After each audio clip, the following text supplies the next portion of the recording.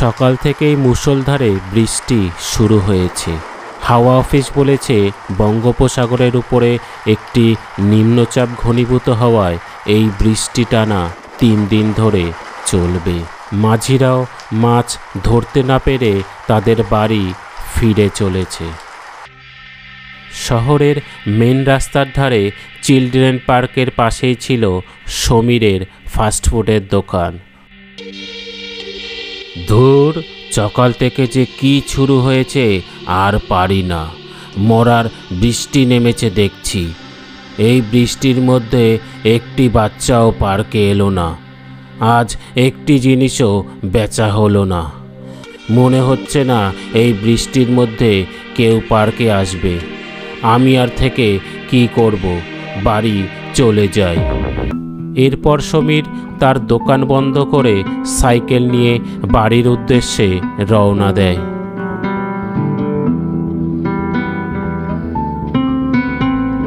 এই বৃষ্টি ভেজা রাতে শুনশান মাঠের মধ্যে দিয়ে সমীরের যেতে সত্যি একটু ভয় লাগছিল, কিন্তু কি আর করা যাবে, তাই সে দ্রুত সাইকেল চালাতে থাকলো।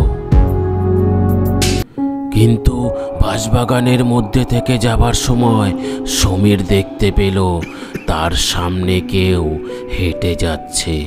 পরনে তার সাদা শাড়ি, মাথা ভর্তি সাদা চুল। তাই সে ভয়ে ভয়ে জিজ্ঞাসা করল, কে আপনি? এই ভরা বৃষ্টির মধ্যে কোথায় চলেছেন? এই বাঁশবাগানেই বা আপনি কি করছেন? আপনার বাড়ি কোথায়? সমীরের এই কথা শোনা মাত্রই ওই মহিলাটি পিছন ঘুরে তাকায়। এরপর সমীর যা দেখে তাতে তার শিরদাঁড়া দিয়ে ঠান্ডা স্রোত নেমে যায়।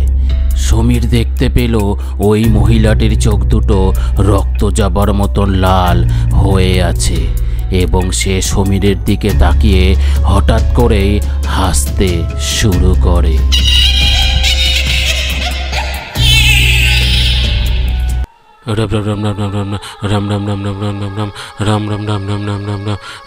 তাকে দেখে সমীর এতটাই ভয় পেয়ে যায় যে রাম নাম উচ্চারণ করতে থাকে। তার রাম নাম শুনে ওই মহিলাটিও হঠাৎ করেই হাওয়ায় উধাও হয়ে যায়। এরপর সমীর আর ওখানে অপেক্ষা না করে দ্রুত সাইকেল চালিয়ে বাড়ির দিকে যেতে থাকে। ও বাবু, একটু দাঁড়ান, শুনছেন আমার কথা? একটু দাঁড়ান। হঠাৎ করেই সমীর তার দিকে একজনকে চিৎকার করতে করতে এগিয়ে আসতে দেখল।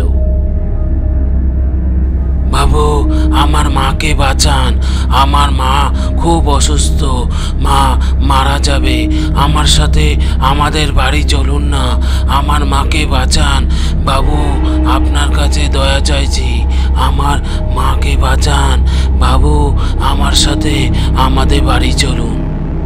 লোকটির এইসব কথা শুনে সমীরের খুব খারাপ লাগে, তাই সে ওই লোকটির সাথে তার বাড়ির দিকে যেতে থাকে। কিন্তু এই সিদ্ধান্তটাই ছিল সমীরের জীবনের সবচেয়ে বড় ভুল। এভাবেই ঝড় বৃষ্টির মধ্যে অনেকক্ষণ হাঁটার পর সমীর ওই লোকটার বাড়ির কাছে চলে আসে। ঘরের ভিতরে যেতেই সমীর দেখতে পেল সেখানে খাটের উপরে একজন শুয়ে আছে। কিন্তু কাছে গিয়েই তাকে দেখতে সমীরের পিলে চমকে যায়। সে তাকে দেখে বুঝতে পারল এ আর কেউ নয়, সেই বাঁশবাগানে দেখা সেই প্রেতাত্মাটি। সে ভয়ে ওখানে থরথর করে কাঁপতে থাকলো।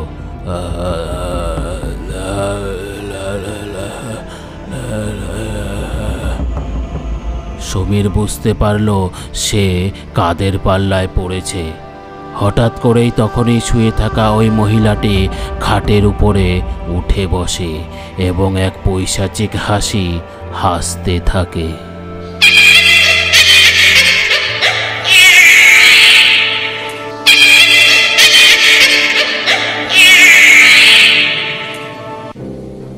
হঠাৎ করেই মুহূর্তের মধ্যে তারা কঙ্কালে পরিণত হয়ে যায় এবং সমীরের সামনে উল্লাস করতে থাকে।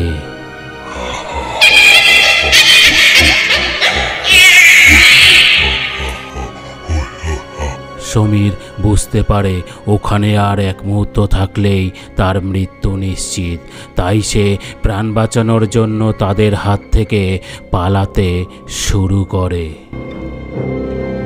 সে পালাতে থাকলেও ওই কঙ্কাল দুটি কিন্তু তার পিছু ছাড়ে না, তার পিছন ধাওয়া করে যেতে থাকে।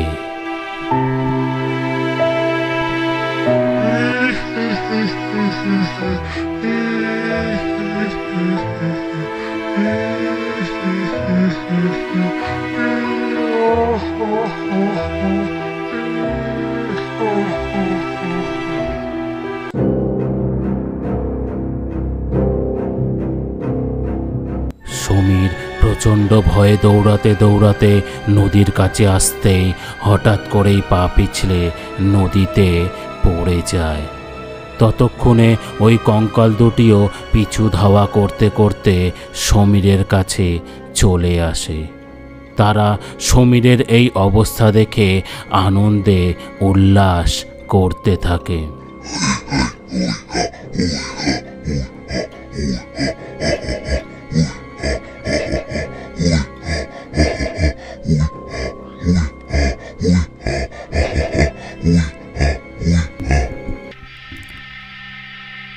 এরপর সমীর কিছু বুঝে ওঠার আগেই ওই কঙ্কাল দুটি নদীতে ঝাঁপ দেয় এবং সমীরকে জলে ডুবিয়ে মারার চেষ্টা করতে থাকে।